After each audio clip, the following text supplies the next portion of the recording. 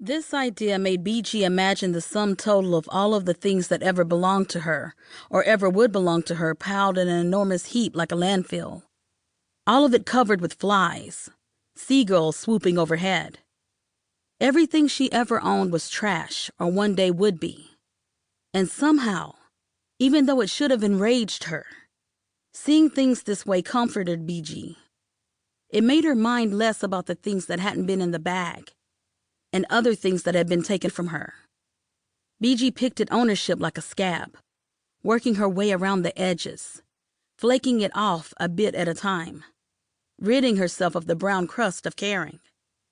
Because if you care about something, it has power over you.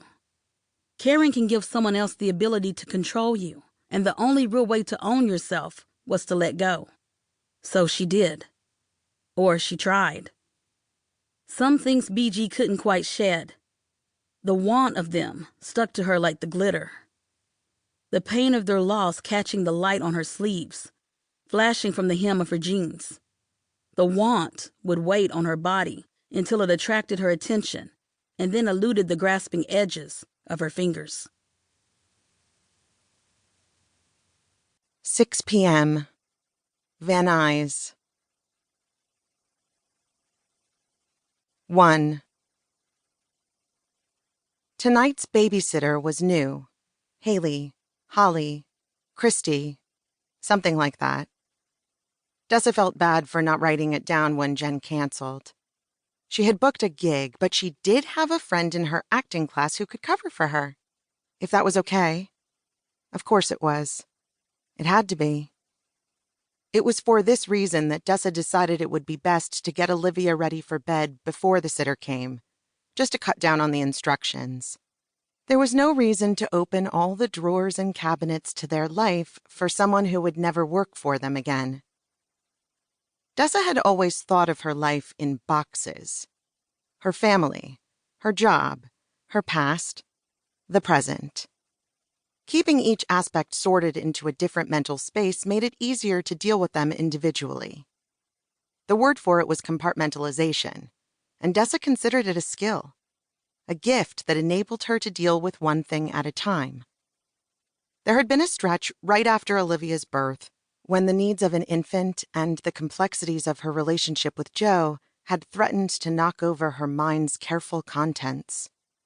Dessa hadn't felt like she was getting to know her new mother self as much as her real self was being crushed beneath things she couldn't control. Whenever anyone would ask if she was okay, she knew they had seen the leakage of one area of her life into the next. Her compartments were crumbling. Joe called it baby brain, told her it was normal. He kissed her temple, and Dessa imagined addled gray matter beneath his lips. That night, he swaddled Ollie and bounced her into calm after ordering Dessa to bed.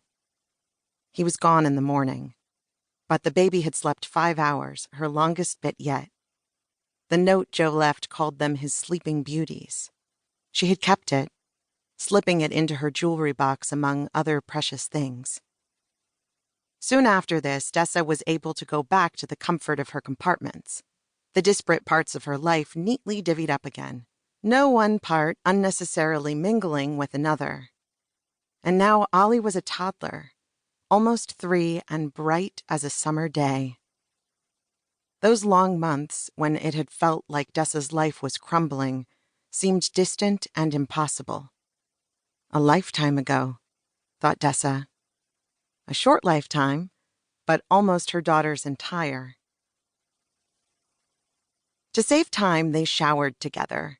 Ollie played with the water as it fell in sheets from Dessa's body, directing a channel from her mother's hip across her small arm. "Look, a wivow!" Dessa turned to see Ollie's river break into small tributaries across her chest. "That's lovely, sweetie." Later, in their underwear, Dessa stood her daughter on the edge of the mattress in their bedroom and wiggled a nightgown over her damp head. Ollie bounced, threatening to tumble off and hit her crib at the foot of the bed. "Careful, baby." "Yes, Mama." Dessa reached into the closet and pulled 2 cocktail dresses from the rack, both sheathed in dry cleaner bags.